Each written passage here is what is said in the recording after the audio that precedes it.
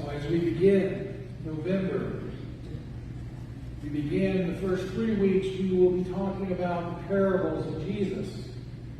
But the last Sunday is the first Sunday of Advent, and we start getting into the Advent season, and we will be having a very special Advent season.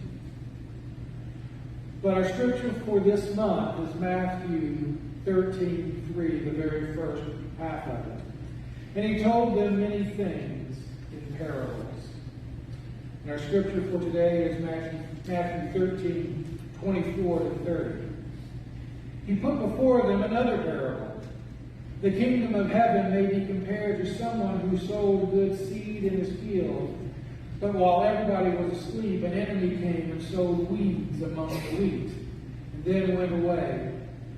So when the plants came up and bore grain, then the weeds appeared as well. And the slaves of the householder came and said to him, Master, did you not sow good seed in your field? Where then did these weeds come from? He answered, An enemy has done this. The slave said to him, Then do you want us to go and gather them? But he replied, No, for in the gathering the weeds you would uproot the wheat along with them. Let both of them grow together until the harvest. And at harvest time I will tell the reapers, Collect the weeds first, and bind them in bundles to be burned, but gather the wheat into my barn. May the Lord bless the reading, hearing, and preaching of his holy word. Now, as we read this, it may be a little difficult for us to really kind of understand what the difficulties were. Now, I'm not a huge gardener. Barb will tell you that. But I tend to refer to all the flowering plants as weeds. But I do know as I go walking through my yard, I can look and say, okay, well, there's grass. That's not grass, that's a weed.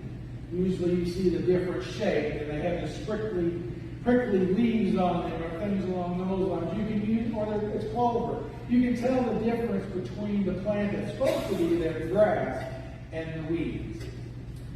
But the weeds that's being talked about in this parable is something totally different. This weed is called bearded darnel. Now, bearded darnel looks virtually identical to wheat. As they grow up, there's a slight coloration difference, but it's very slight. And it's not until the head of the wheat forms that you're able to tell the difference between the two, because the heads are so different. The heads, the seeds are very thin and spindly, whereas the wheat is thicker and fuller. Also, the roots are known to wrap around the roots of the wheat to take up the moisture and take up the sustenance, the minerals and everything that the wheat might need. And so in that case, if you try and take them out early, as the scripture tells us, one, you may pick the wrong plant and pull a wheat instead of a weed. And if you do get the weed, it's probably hooked to another weed, so you're going to pull it out as well. So because it's so similar, you can have the true wheat can be mistaken for the false. But when harvest time comes again, you can see the difference. And so they are able then to select. This one is the false wheat, and this one is the good wheat, the healthy wheat. And they don't want to get them mixed. You don't want to have the false wheat in with the good wheat. Now, because the good wheat can produce, you can use it to produce bread and other goods, cakes, pies, and oh my. But the seeds of the weed, when ingested, can produce hallucinations and death. The difference is in the fruit of the plant as to whether it is good or whether it is bad. So what does this parable teach us?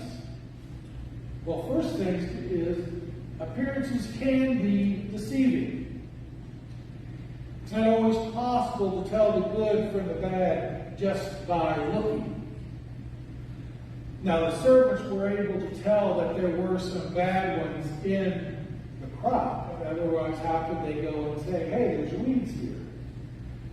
But they probably weren't able to be 100% sure which were the good and which were the bad. And then again, it is the fruit of the plant. It is the fruit that tells the difference. So you have to look for what fruits are being produced. Think about, to talk about some of these differences here of appearances from fruit. As I was trying to think of an example, one of the things that came to my mind is Christian bikers. Have you've seen Christian bikers, right? Christian bikers can be real big, burly guys. They wear the leather jackets or the cut off jean jacket, have much bigger beards than mine. They wear long hair, bandanas, they may have tattoos on them. That to look at them, it'd be hard to tell the difference between them and, say, a Hell's Angel biker. But Christian bikers do community outreach. They do fundraisers. They attend church. They have loving families. The fruit of the Christian bikers is a good fruit. The fruit of the other biker clubs or biker groups are known to be not good fruit, with drugs and prostitution and murder and all that going on with them. But to look at them, you would be hard-pressed to tell the difference. You may not be able to see just by looking at them that one was different than the other. It comes down to human judgment and skill are not sufficient to discern the good from the bad. Even when we think we know the difference, to remove the bad will likely at the same time hurt the good, just as with the weeds and the wheat. If you pull the weed out, you're going to take some wheat with it. We cannot do the surgical cut to separate the bad from the good. Removing a person from the fellowship of the church because they have been found to be sinful or to break the rules or for some other reason, even if it's a very valid reason, will cause hard feelings and often cause the loss of members. Doing something that some people agree with and others don't hurts a church community.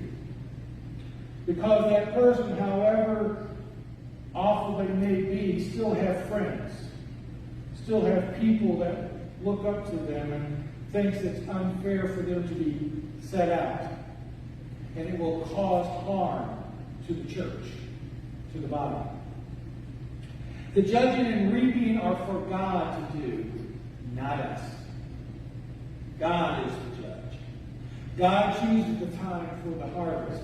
God will send his angels to separate the good from the bad. God will sentence the bad to everlasting fire, and God will bring the harvest into his home.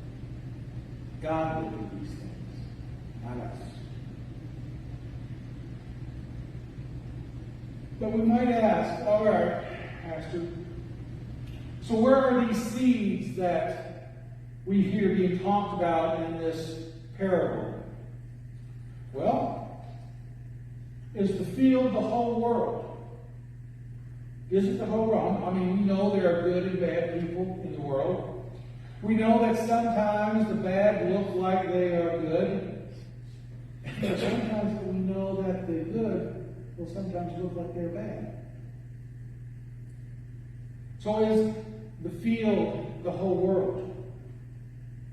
Or is it our local church community or even our own just local city?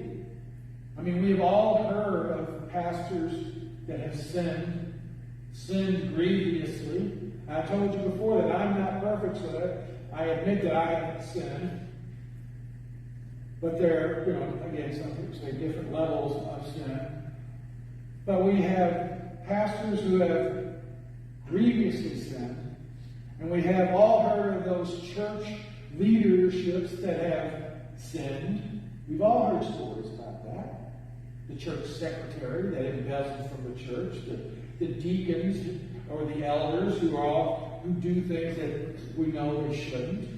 It's all in all churches. But we have all heard that it happens in churches. And we all have heard and we all know, as you all have attested to me, that you're not perfect, then that means you have sinned as well, just as I have sinned.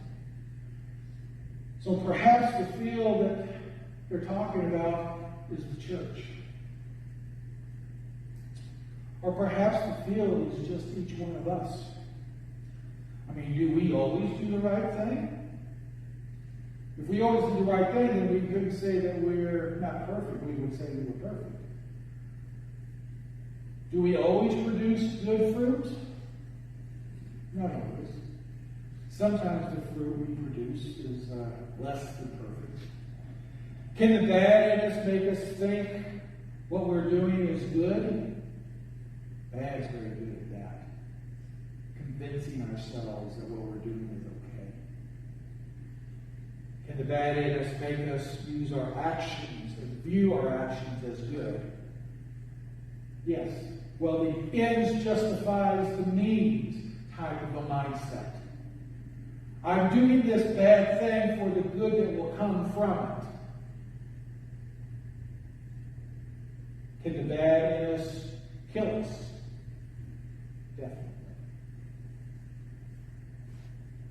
So yes, it can be the whole world. And yes, it can be just the church communities. And yes, it can be us individually. Where we have to look for the weeds and look for the wheat. How then can we save ourselves if we are not able to tell the good from the bad? Through Christ. Who will trim away the weeds from our hearts? Christ. Who will encourage the good in us to grow? Christ. Who will at the end bring us home? Christ. We can accept Christ as the perfect gardener to save us. The perfect gardener to separate the wheat from the wheat.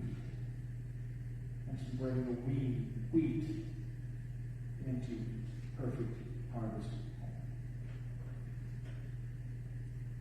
So my friends, I offer you an opportunity today to admit that your field has wheat and weeds in it. To submit yourself to the gardener, to Christ. To ask Christ to enter into you and help begin the weeding process. The process of separation, the process of preparation for that final harvest that will come. You have that opportunity to turn your life over to Christ, to ask that gardener to enter as we stand and sing our hymn of invitation. Shall we gather at the river, verses 1, 3, and 4. Please sing.